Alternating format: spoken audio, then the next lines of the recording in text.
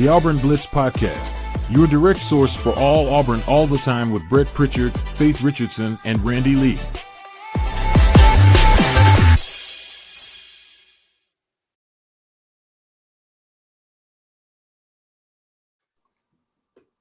What's up, everybody? Welcome into the Auburn Blitz Podcast here on a Thursday morning. We are so glad that you have joined us wherever and whenever it is that you join us here on the Auburn Blitz and making Auburn Blitz part of your daily Auburn athletic intake. I'm Brett.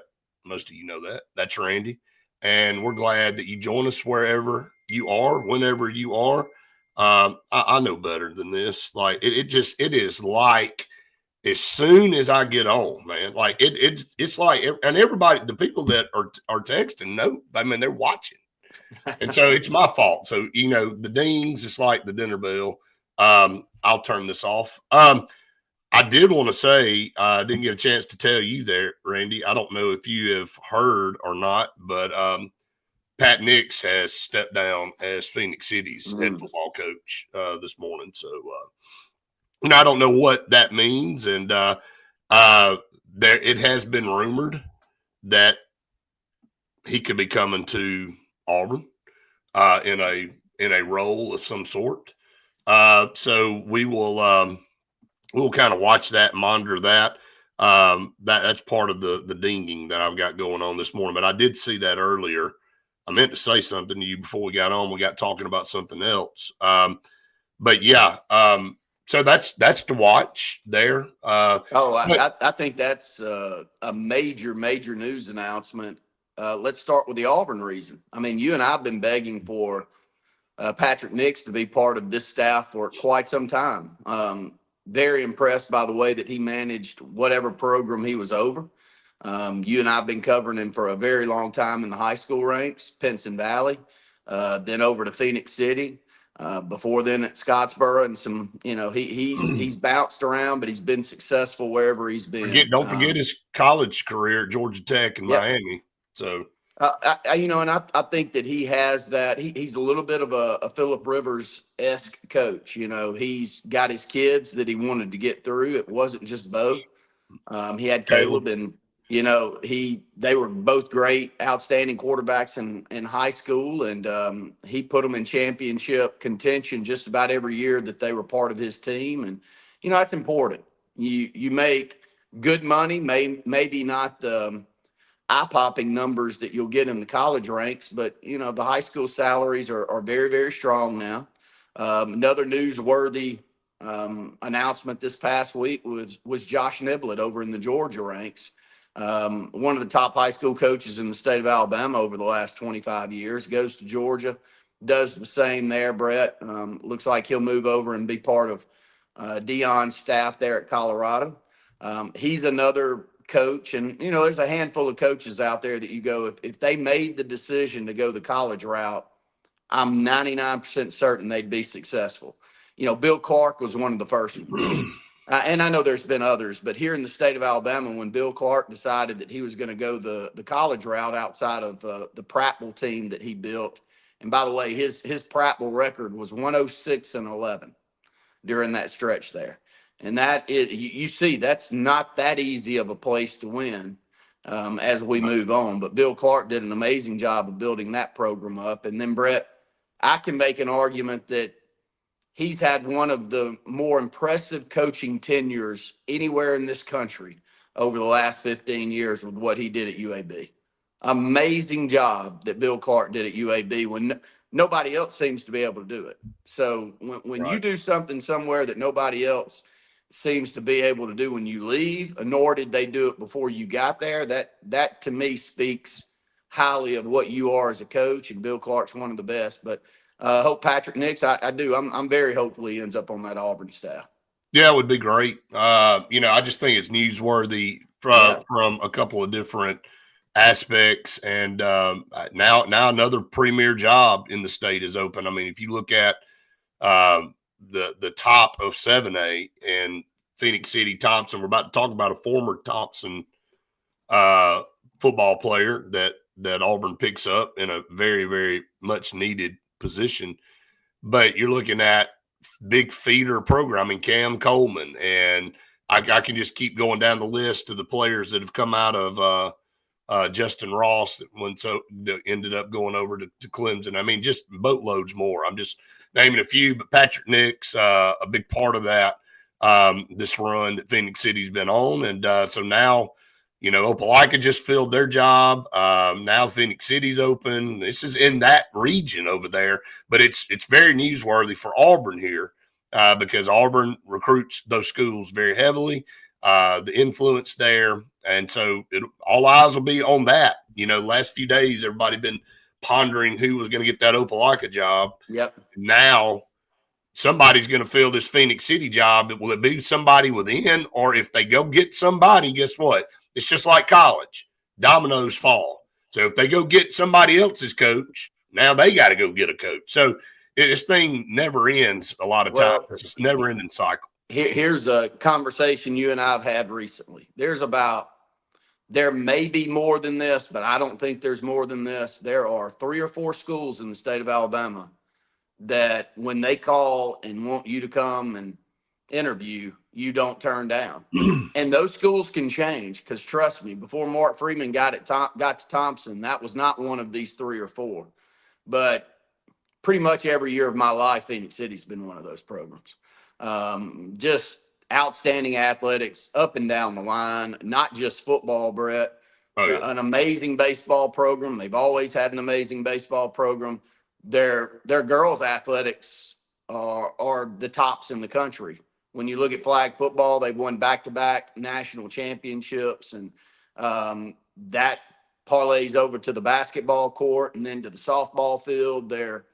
I can't really explain how great athletics and how important athletics are to the people of Phoenix City. It's right. It's always been that way since we were very, very young. But yeah, it's going to be interesting to see who ends up with that job, Brett, because Phoenix City is a highly sought after job. Not only if you're a player, but also if you're a coach out there. Yeah, no doubt. And again, we'll talk some more about that. I want to shift over. And Auburn, and we'll go through the portal tracker.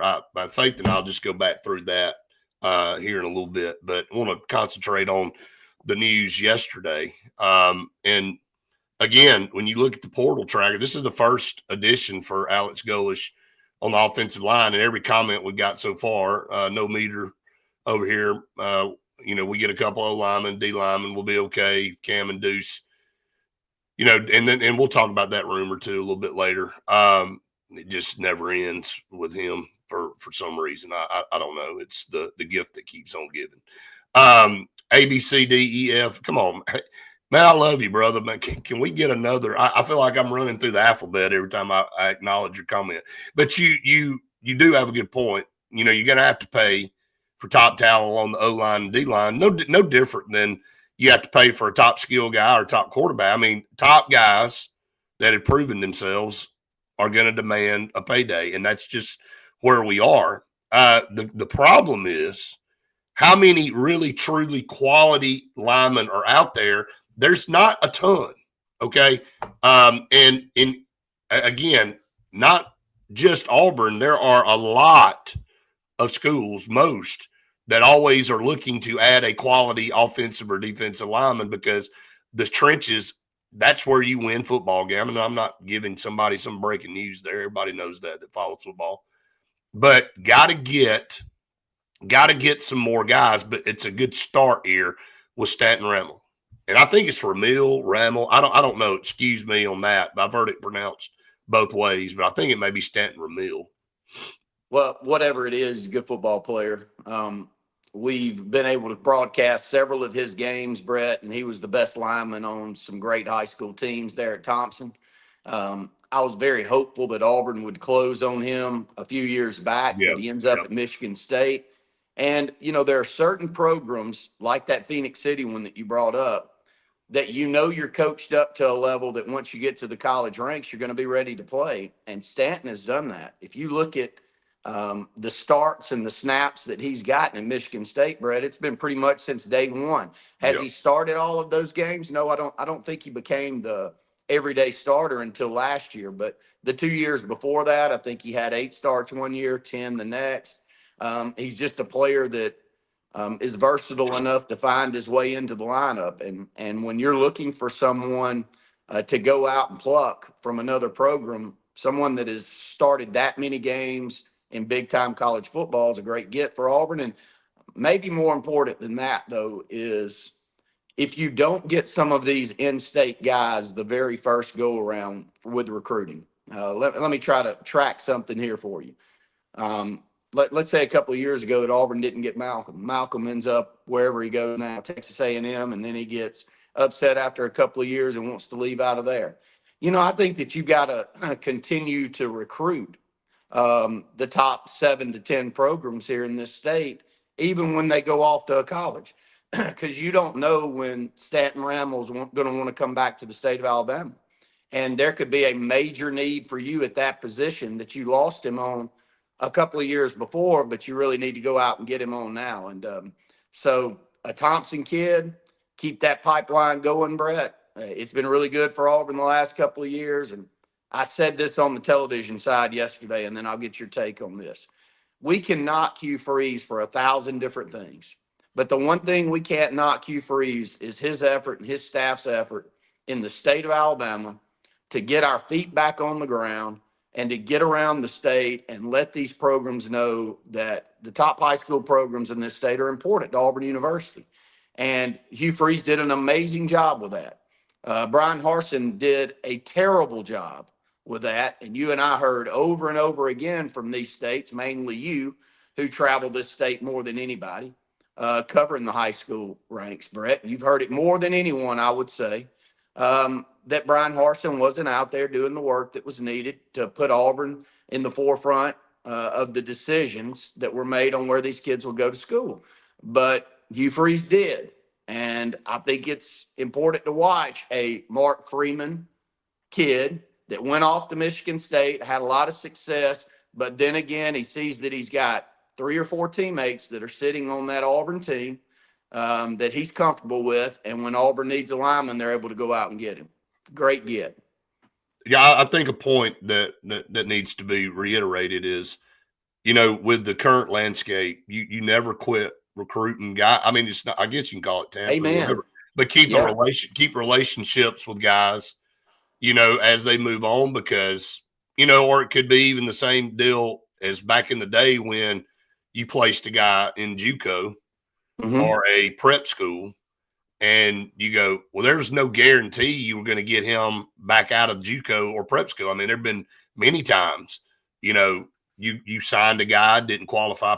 Those seems like days of old. That seems like ancient verbiage there. But you would do that because they wouldn't qualify, and then you would try to get them back, when they came out of JUCO or prep school, whatever. But that didn't automatically mean they were going to come.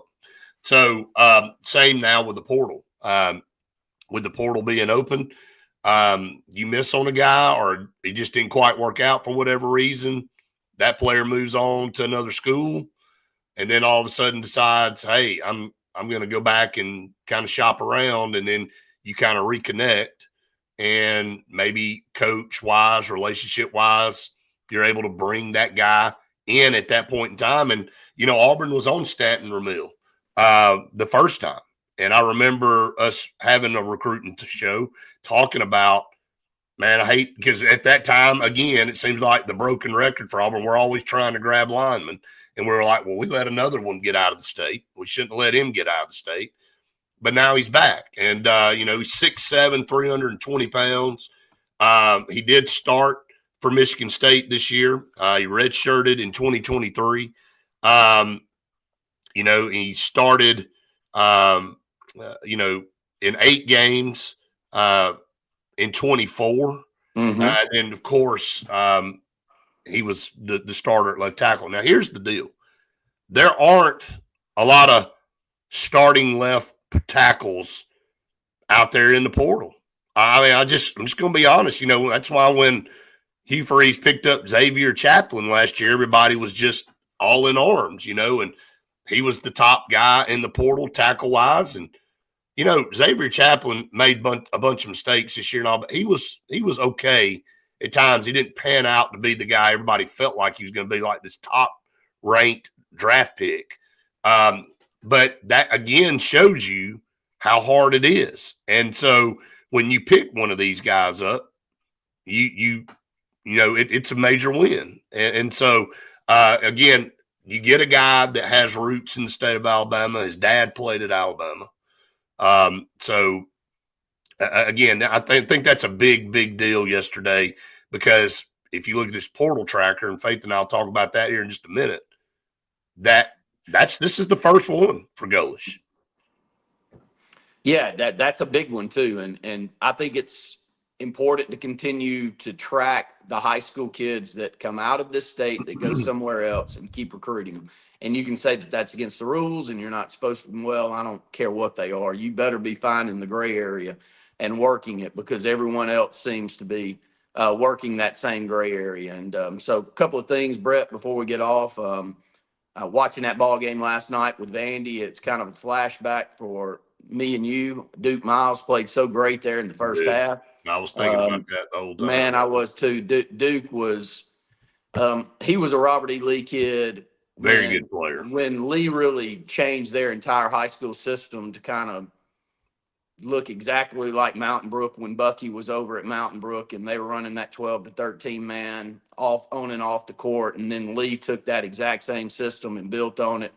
But Duke Miles was the catalyst of that team, if you remember, because he was so amazingly good on the defensive end of the court. Now, you can see last night he's going to knock down free throws. He's going to do basic things well, but his activity on the defensive side was what separated him. And his 17 points there in the first half is what gave Vandy a good chance to hang in there and then find a way to win that basketball game late. So that was a little bit of a flashback. To see that name playing so well is a good thing.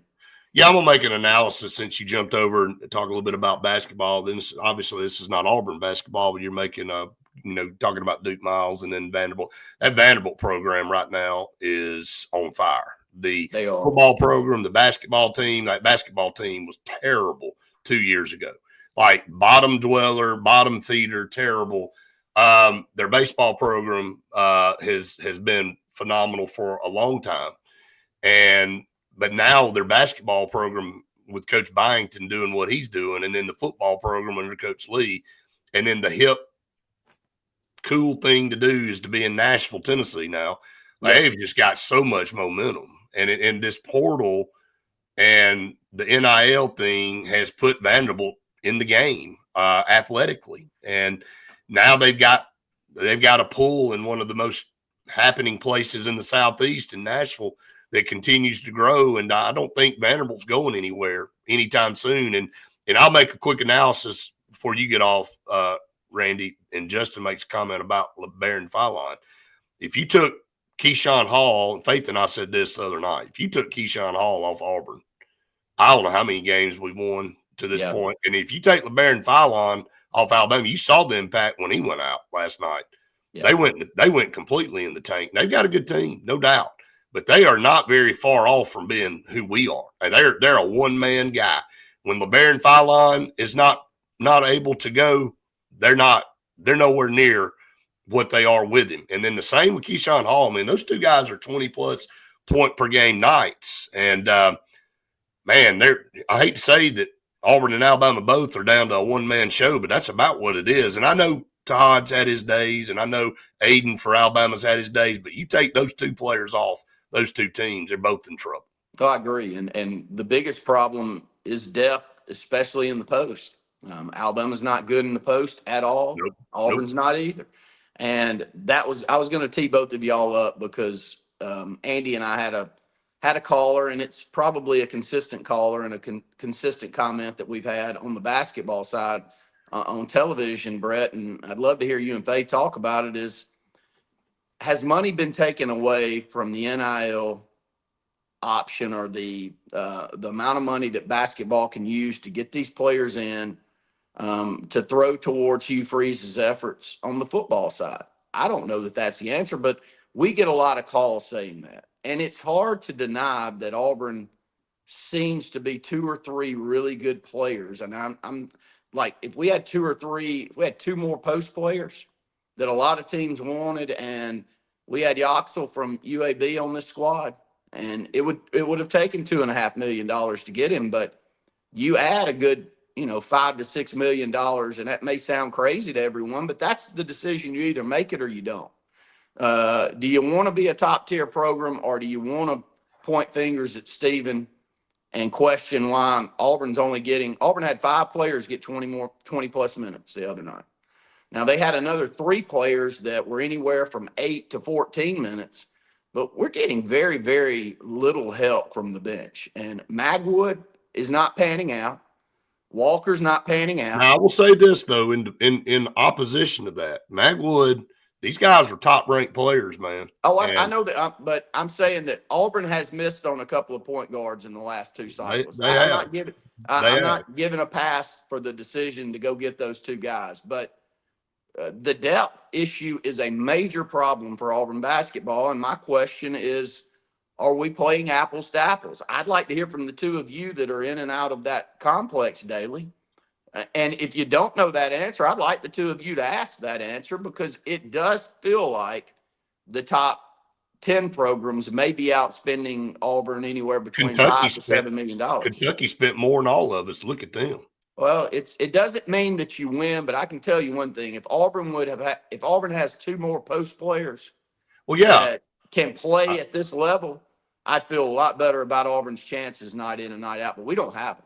They're not on campus. They're not there for Stephen to pluck off the bench. They're not there. I agree. Yeah, we'll definitely discuss that. I got my thoughts on that for sure. Good. Well, I'll step off. Look forward to hearing y'all. All right, buddy. Hi, Randy. Hey, man. Welcome in, Faith. How are you? Hi, I'm good. How are you? Good. I let's dive right into that comment.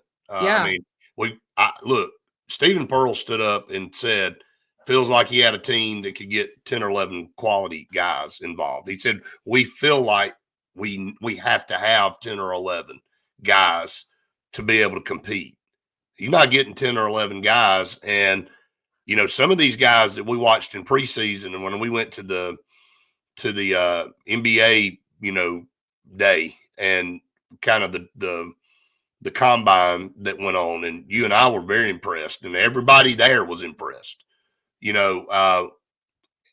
with a lot of these newcomers. And we said, look, it's going to be a different look this year, but feel like, hey, got some good players. And, if people buy in, I think there's just a lot more involved with this team than we know about. And just to me, from a continuity standpoint, and I said this the other day, this is not a Final Four team. This is not last year's team. That's not what I'm asking for. I don't think this team plays well together. And I mean, am I off? Am I missing something? Not at all. Not at all. I don't think, I think when you go and you watch this team play, you do see those individual players and you don't see a team. And I know that's something that we've talked about, but like the more and more you keep watching, the more and more you see that, again, Right. It's not a team and they don't have that team dynamic. I mean, Kentucky's the imps of this right now. Everybody knows how much Kentucky just poured into this roster. Mhm. What are they getting out of their roster? What are they getting out of that? Hey, what are they, 9-6 now? Just lost at home to Missouri last night. I mean, hey, they went out and got what they thought they needed. They spent a boatload of money. And I hear what Randy was saying, and I'm not saying that we don't have deficiencies. I'm just saying with what we have, it doesn't look like there's a chemistry there. I didn't mean to cut you off. Sorry. No, you're good. And somebody even just commented, lack of chemistry, bad body language sometimes too. That, along with, I know in the heat of the moment, like growing up and stuff, of like playing sports, that sometimes, you say things to your teammates that maybe you say it in a really aggressive way. And you don't mean it that way, but like just in the heat of the moment, the adrenaline that you have going on, that you say things like that. There is a lot more aggressive coaching from the guys on the court, that maybe not saying that they don't like each other or anything like that, but you definitely see them coaching each other in a more aggressive way than them trying to learn what it is about each other, how they can make each other better. And I think that's why we've seen a lot of lack of assists. And I mean, even on Tuesday night against Texas A&M, there was one really good time that they were able to pass the ball around, get A&M tired really quick by Yep. just passing and moving the ball. That was the one time we saw that the entire night. And I mean, that's part of what building a chemistry is like and Well, I think asking more. the concerning thing about this team is that you're at home in a place that you've dominated opponents, and you had a 16-point lead, and you let it go. You let it get away from you in the second Yeah. half when you had a crowd, a raucous crowd behind you, and it's like if you can't win. And we said it. I said this to you the other day. Home games are like gold. You Yeah. have to take care of your home games, and especially against a team that was very beatable. Look, I'm not trying to throw shade at Texas A&M, but I don't know when the dust settles they're going to be sitting atop the standings. I will come back to this show if they are and eat crow, okay? Because I've done it plenty of times in my life, and I have no problem tasting that again. But I will say this: that was a missed opportunity. And I don't know why Auburn let 3-4 minute stretch cause them to have a complete collapse there and to allow a Texas A&M team that's not very big themselves to run out to an 11-point lead, after they were down 16 in a matter of a few minutes. Like, there's just some things that are concerning. And again, 11 new guys on this team, one returner. Maybe that's the problem. Maybe what you just said is that maybe some of these guys still don't know how to take each other. They ain't been around each other long. They don't know that, hey, I didn't mean it that in an offensive way. I didn't mean it in a degrading way. I'm just trying to motivate you and whatever. Maybe they still don't know that. I don't know. I think part of what I was trying to get at is that I don't think some of them care to learn that about each other. Okay. That's what it seems like. And when watching Texas A&M, I texted you while I was on the court, and I was like, "These two down here keep and this is on Texas A&M's team. These Right. two You keep told me that you're getting after it. Yeah, I was like, they hate each other or something. Like walking off the bench, stomping, getting upset with each other. You don't see that, but you see again the body language, the way they do talk to each other. Sometimes they do roll their eyes and stuff like that. I mean, it And that is. happens in competition and when Yeah, things aren't going well. I mean, I get but it. it's so consistent that you see it as do you even care to learn what's going on, like, with this guy? Why he's doing, or are you just trying to make it all about you? And again, in a situation where and basketball is different than football. You can have little pods of guys in football.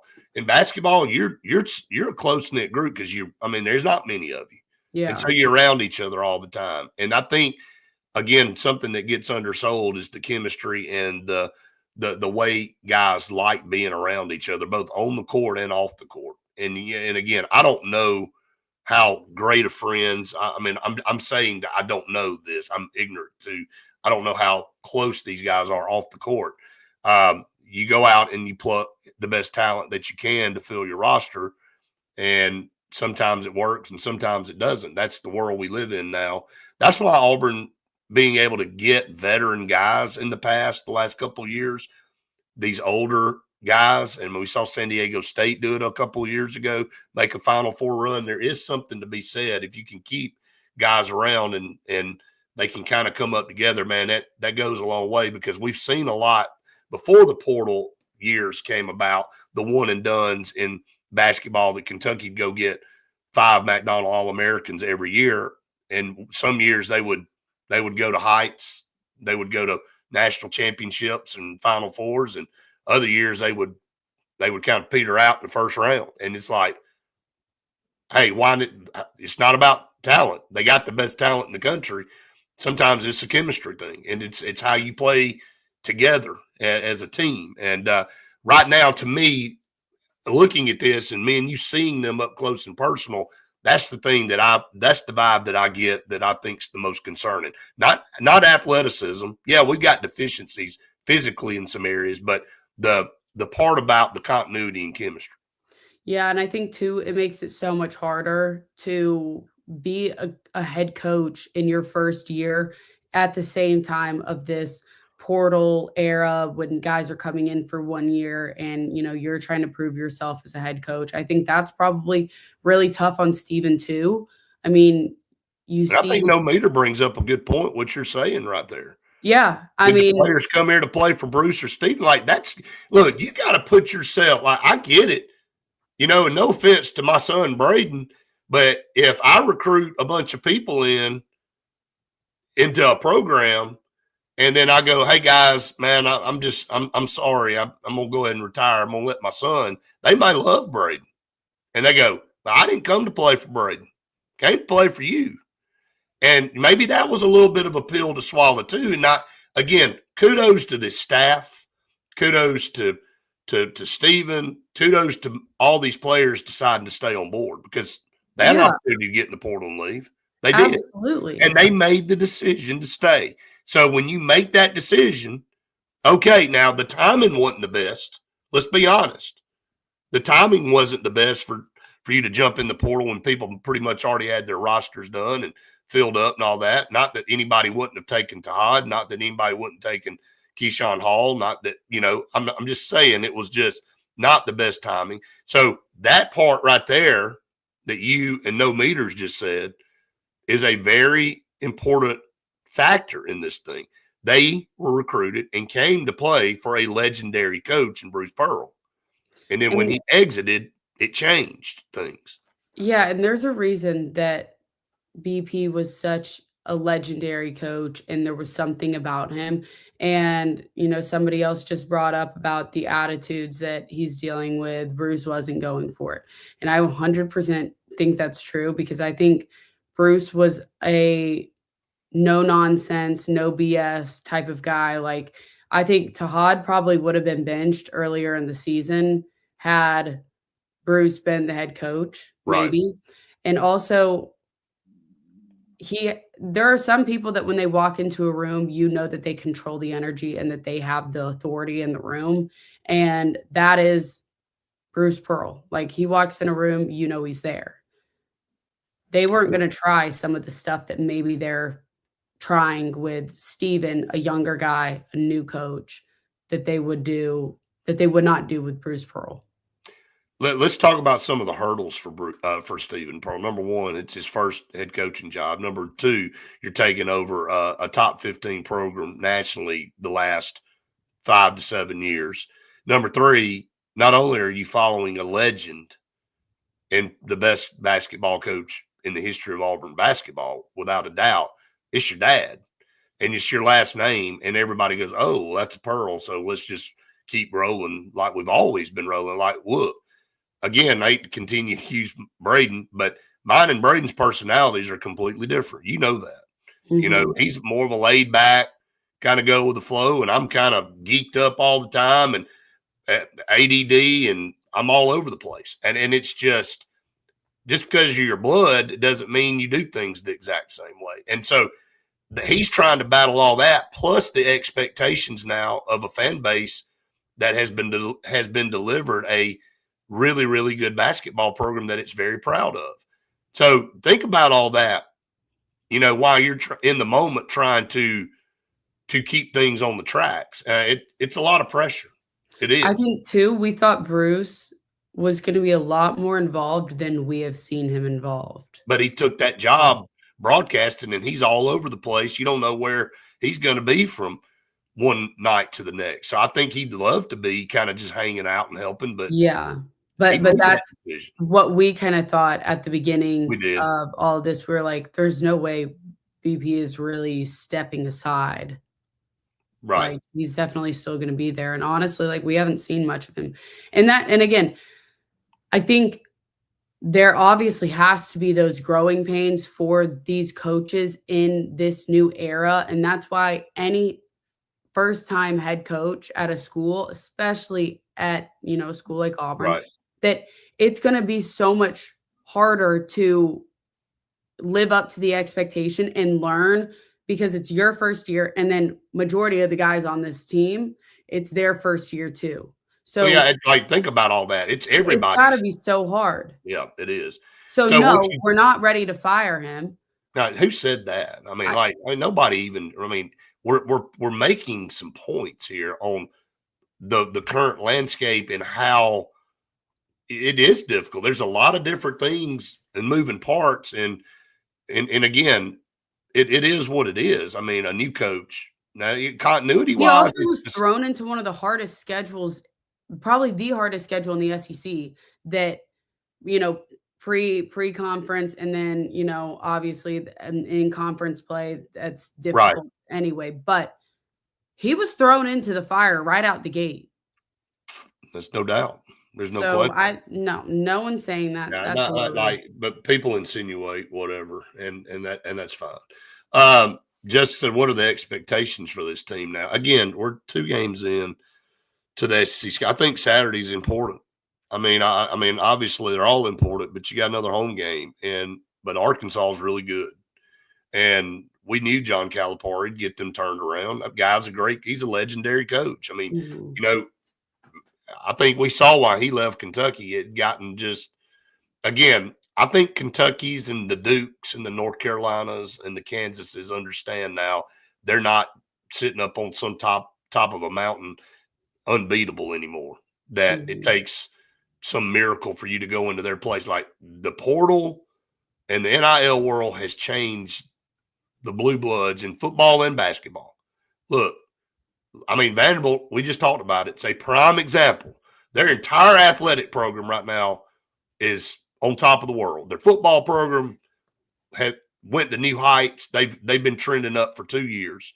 Now, I know it was with Diego Pavia, and he's going to leave, so can they keep that going? We'll watch and see.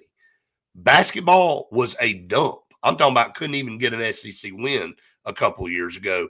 Now they're undefeated, and ball indications may be in the top 10 in the next poll. Baseball has been dominant forever. Like Vanderbilt's got it going on. Who in the hell would have thought that 10 years ago? That we'd be sitting here going, well, but dang, Vanderbilt's the program that you want to go to in every sport.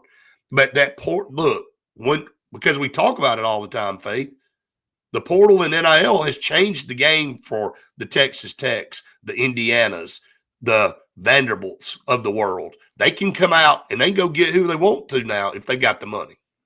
Yeah, 100%. That's just the way that it is now. And, it's great for some programs, but also you see the deterioration of a lot of other programs too that don't know how to use it properly. Right.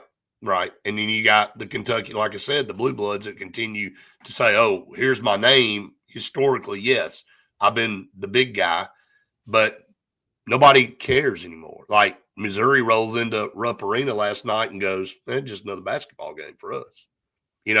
It's the mentality of how you approach things now. And so that's kind of where the landscape is. All right, let's get to some of our partners because, hey, look, they're so important and they're the best in the business. And we're going to one of them today, but we'll start with Sensagreen. For air that's cool and clean, call on Sensagreen with all the back and forth this holiday and now going into, what might be winter. I don't even know. It was 70 degrees the other day. What month is it, by the way? I don't know. Yeah, I have no idea. You want to make sure that, you've got a reliable unit and get a carrier unit. I mean, that's just going to be one of the best things for you to do going into, summer is going to get super hot, super quick. Like I said, it's already warm. So you're going to want to make sure you get a carrier unit. Sensagreen is going to save you lots of money. And who doesn't like to save money, Brett? Yeah, no doubt. We haven't had really much of a winter. You know what that means? When we roll into February or March, we're going to have a cold spell like none other. I mean, you're just going to be like Arctic blast. Just prepare for it. Scout Program Management, a full construction management firm located in Birmingham, Alabama. Check them out online, scoutpm.com. Why do you hire Scout? Well, do you want to try to figure out how to manage a multi-million-dollar project when you have no expertise in that field? I would say no, because when they hand you the keys to your project and there's a bunch of crap that's happened, now you got to pay more money to fix it. So that's about as blunt and simple of a way as I can put it. You hire Scout Program Management because they manage your project from the beginning to the end and make sure it's done correctly.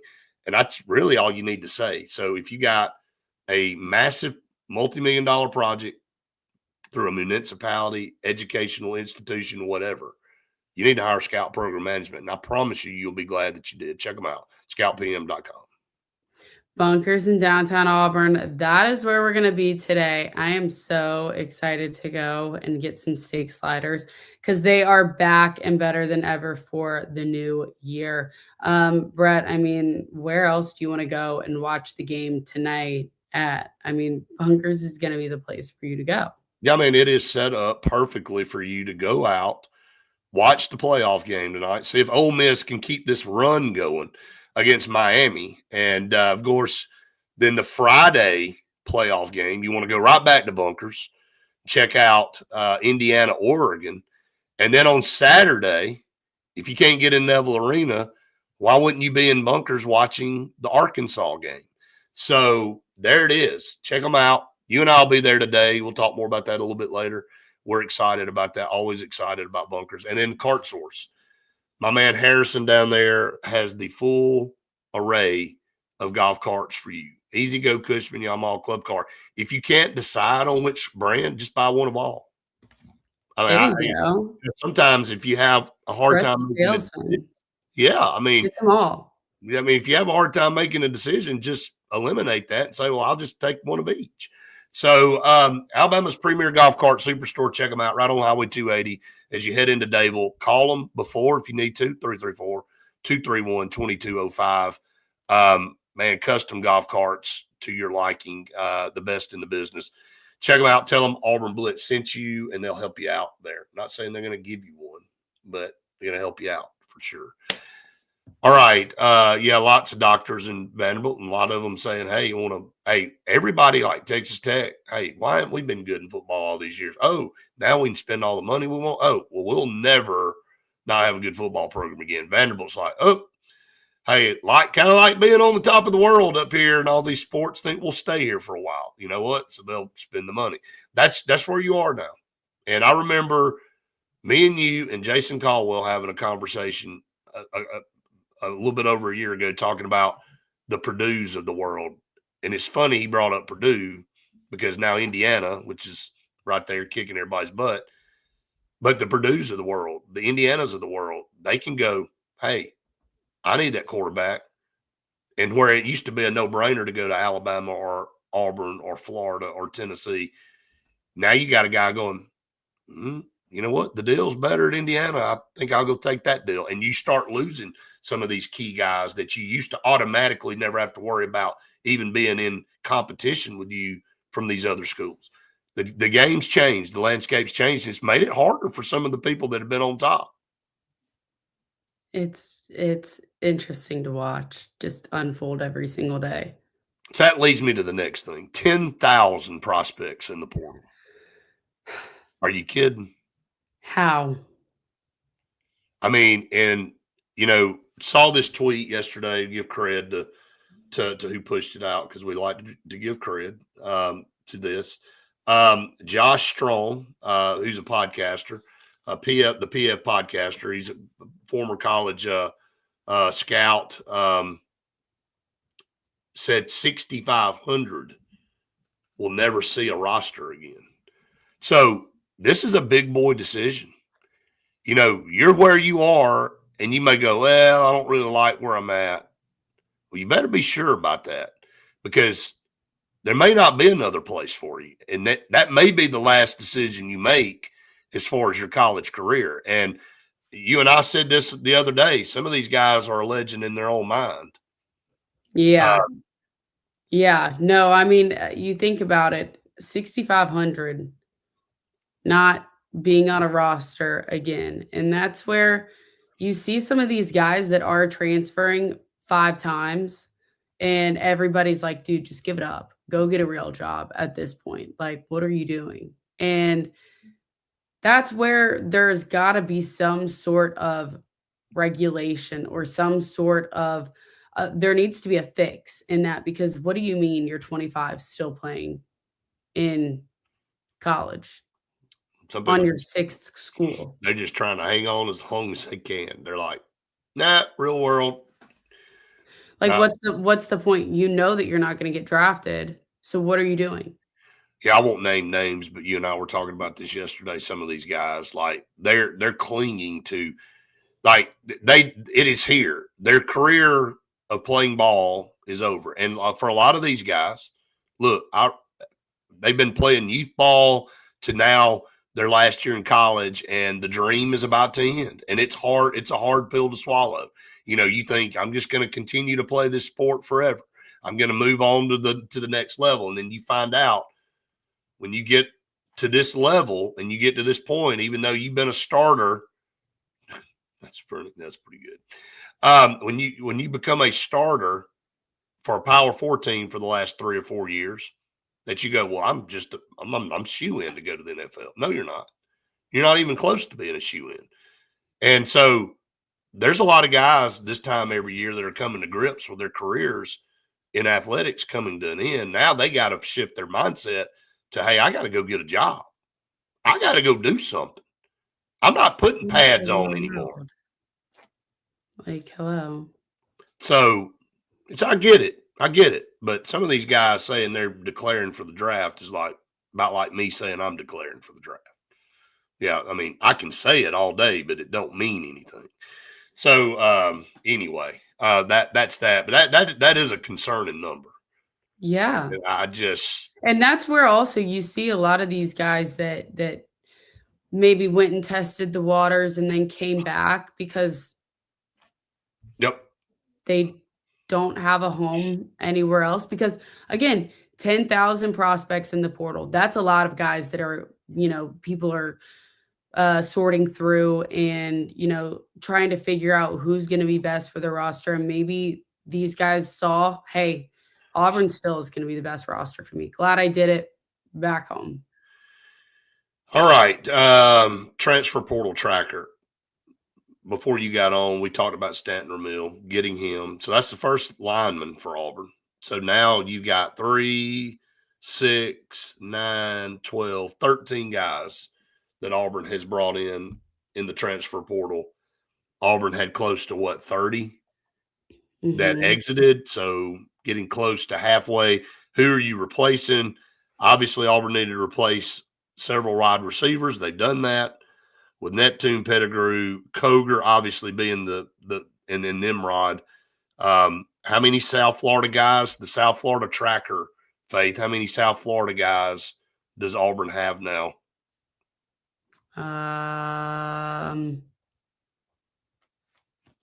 Well, we said we had 13. We said we would probably end up with close to 13. I'm saying right now. Oh, we got 13 total. Yeah. 9. Nope. 10. 10 South Florida guys now. Yep. Okay. It's trending toward, Singleton's still out there. Trending to 13. Yeah, we're trending up. But again, I mean, you've lost 30 guys. You got to go ahead and get you've got to get some more guys to fill some of those gaps immediately. Yes, yeah, no doubt about it.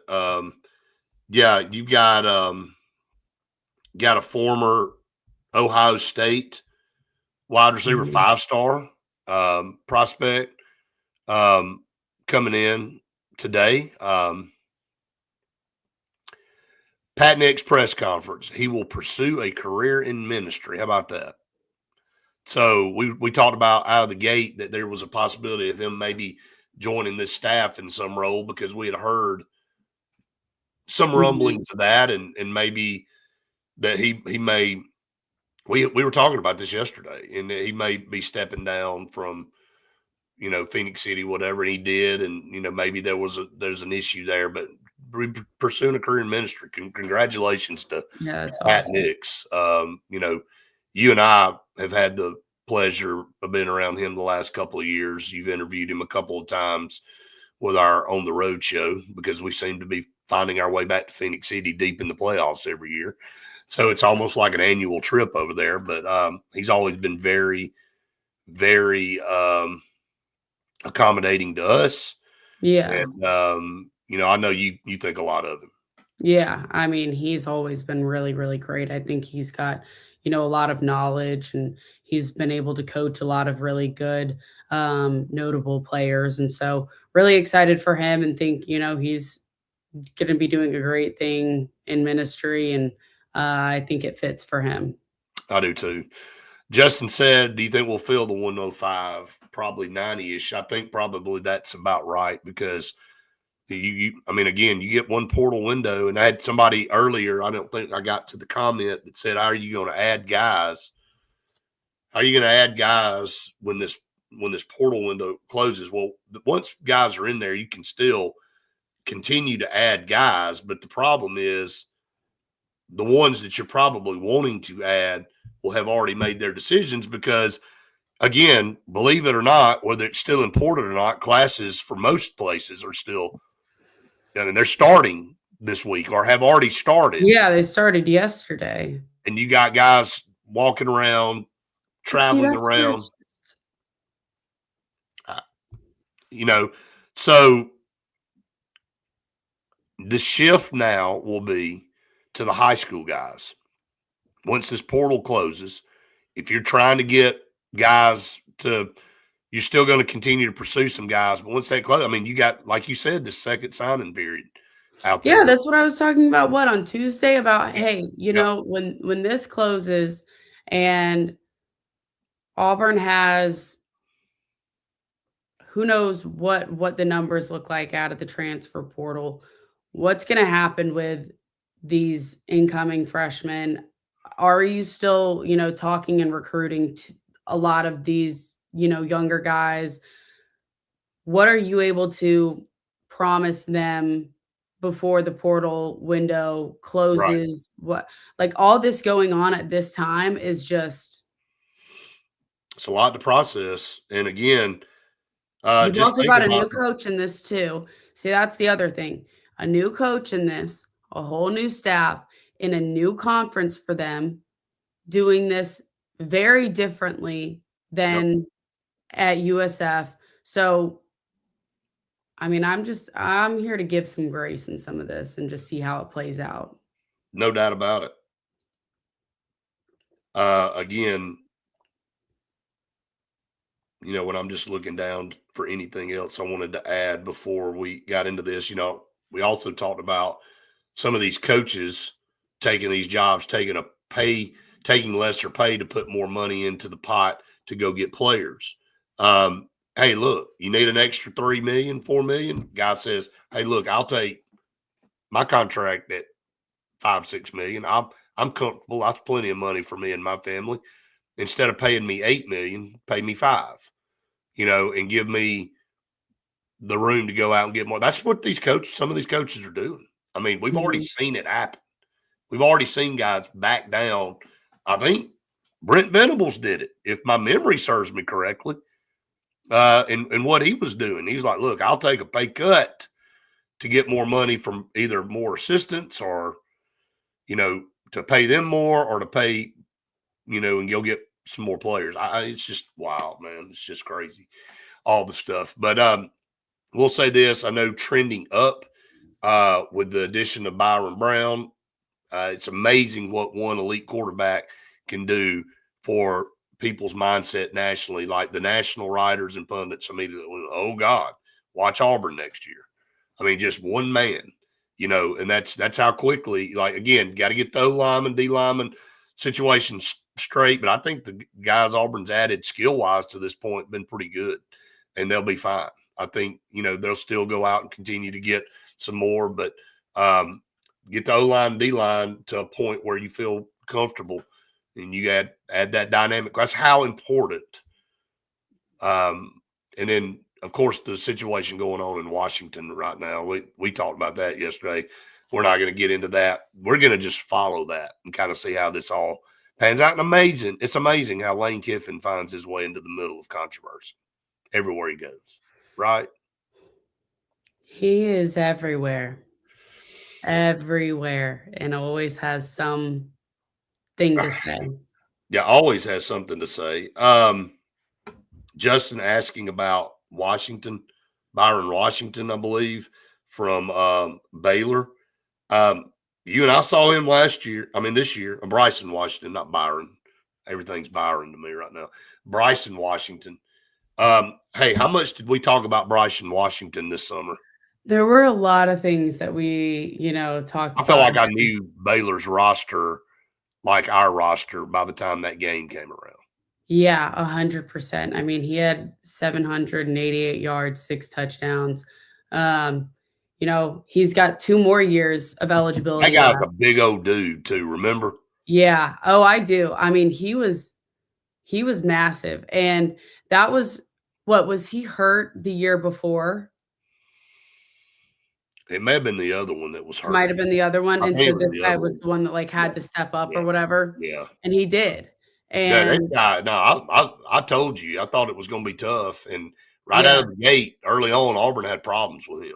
Yeah, yeah. So, feel like, we've already seen a lot of him and able to get some analysis on I think that'd him. be a huge pickup. I'll be Yeah, honest. absolutely. Somebody behind, um, Cobb, and obviously Davenport is also, has committed to Auburn Yeah, too. yeah. So, um, it And still, doesn't hurt to get some and good Alvin depth Henderson's there. still at Auburn. So, Yeah. you know, a couple more comments before we get to our partners to get out. User said the timing for BP to retire was Bruce's plan to ensure SP got the job. Cohen got played. And it brings back something. Look, Randy had a question about are we taking money away from one sport to give to another? Well, the question that question needs to be posed to John Cohen. He would be the one to answer that question. That would be a valid question to go, okay, Mhm. why didn't we get a big man this year in basketball? What was the problem? We just weren't willing to pay that, or we didn't have the money to pay it, or did you pull money and you're saying, hey, this is what basketball gets, period, and we're not giving anything else? I mean, tell us, are there limitations? I don't think you'd come out and say what it is because you don't want to put all your business on the street, but I think it's a good question to ask. Okay, here's a big man. You got to have one. You knew it was imperative that you have to replace, your 2 guys underneath. You have nobody coming in anywhere close to their size. So would you not make that a priority? And okay, you're like, okay, the most we're willing to pay for a big man's $1 million. Well, if the market's saying you got to pay 2, are you just not willing to do that? I mean, so there's a lot of things that you have to analyze there. Can we talk about how we were also told that everything's just gonna be fine?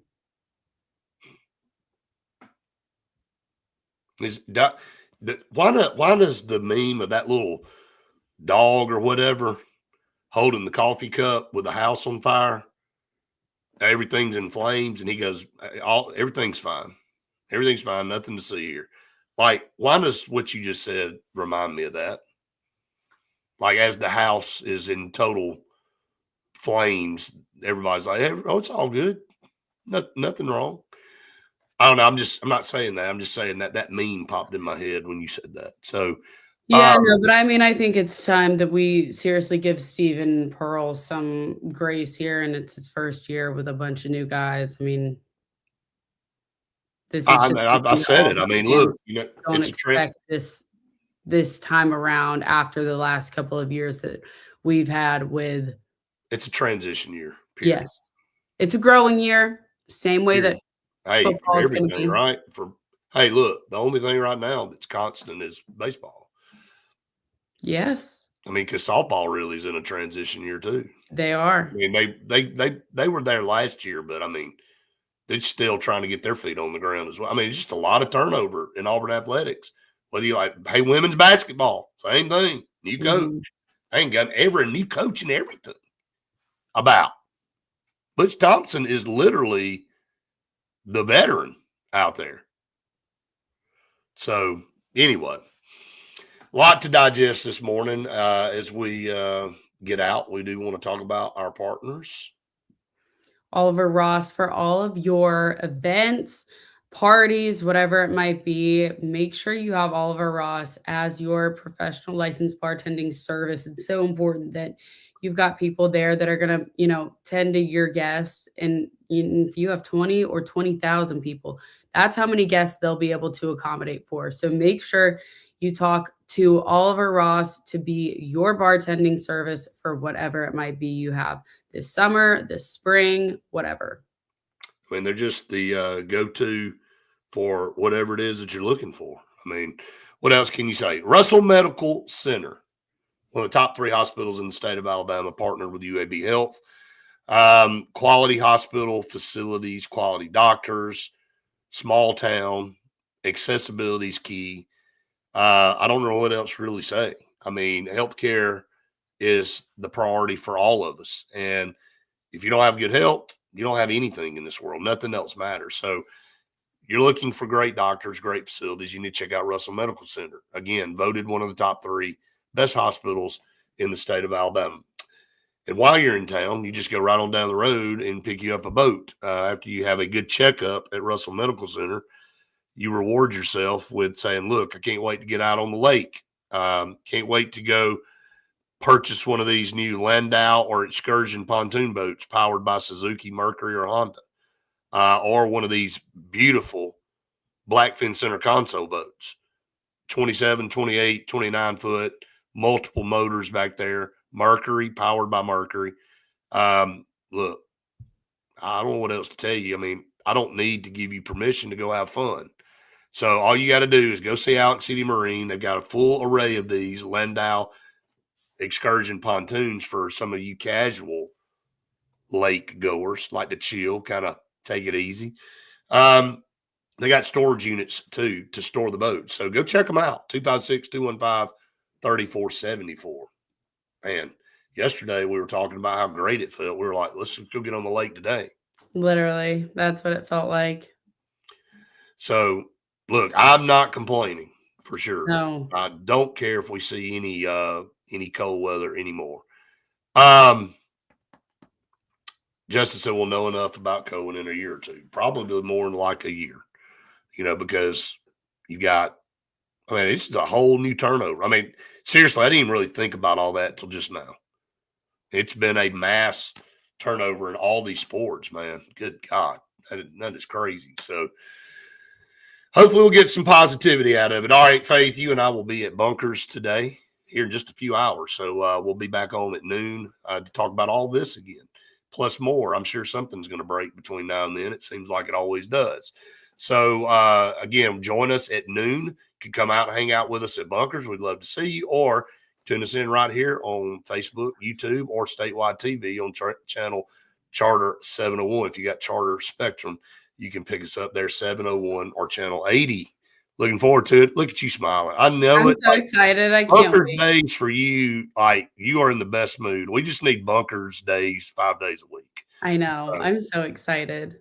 Yay. Got football tonight. Ole Miss and Reese is out there, so you can get live reports. Are we getting live reports? Yeah, of course. Okay, yeah. Reporting on the ground. Hey, he's got some really great seats too. So well, that's good. Well, yeah, we'll see how it plays out. Ole Miss in Miami tonight. We'll be at Bunkers. Check it out. Lunch. Make your plans there. Faith, send us out. Hope everyone has the best day ever. Of course, be nice to people. Do good things. We say that every single day. And look, somebody tries to instigate something, just walk away. Just be the better person.